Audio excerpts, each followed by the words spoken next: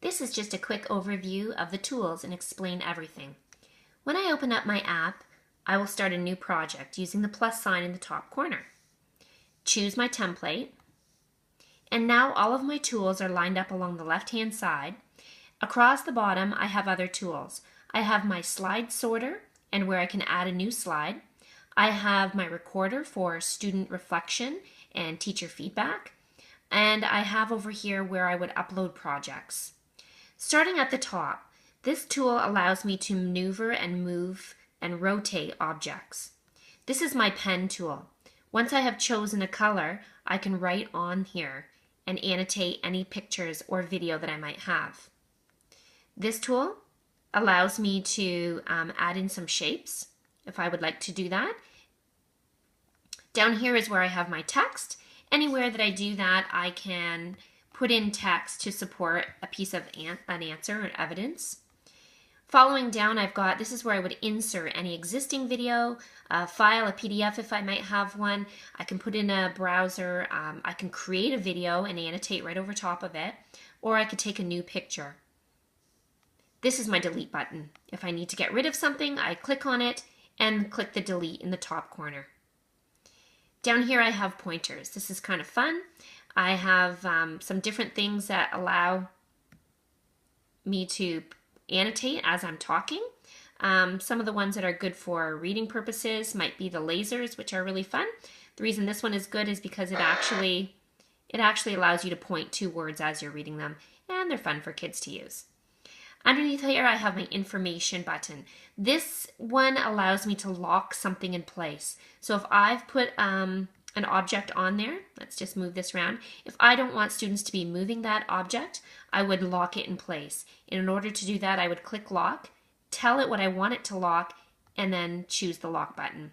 Now students are not able to move that arrow if I don't want them to.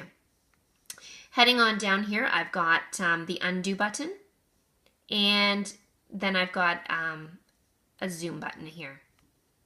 This one allows my tools to be condensed. I can move them around. And if I click that, all my tools are back up again. Colors. If I'd like to change a color, I just hold my finger down and I can create any color on the color scheme that I want to and create my own palette. Whoops, there we go. Down at the bottom, the slide sorter. If I was to add a new slide, it tells me my slides that I have already. If I'm going to add a new slide, and let's say, for example, I'm going to add a quick picture to this, I'm going to choose an existing picture and put it into my Explain Everything. I actually am going to crop just a piece of this because I want students to look at this section of the textbook, and that's where I want their reflection to be. So I'm going to choose Done, and that puts it into slide 2 of my project. The job for students is going to be to answer these questions and explain their thinking using Explain Everything. They can now annotate and add student voice if they want to. If I wanted to rotate these pictures, if I hold this down, I can slide them back and forth and rearrange them. I can also duplicate a slide by clicking on the 2 times button, and it will increase that slide a second time. I can change the color palette if I wanted to of all slides. I'm going to add a 3rd page. And now a 4th page. Over here, if I'm going to go back to slide 1, this is where I want students to start recording. All they would do is click on the red record button. It is now recording their voice, as you can see right here. If I want to stop, I stop and I can listen to what it is that I'm... It is now recording their voice, as you can see right here. I can listen to that and reflect on it before I decide to upload my project. Uploading the project, there are different options that you can do. You can, 1, just save it to the camera roll if you want it as a static photo. Chances are you have video and annotation in here that you want to see, and therefore it's maybe not the best choice. If you go to upload video, this would include the entire video onto the camera roll. This may be a choice that you want. You can also put it to YouTube if you have a YouTube channel, and there are more options that you can do.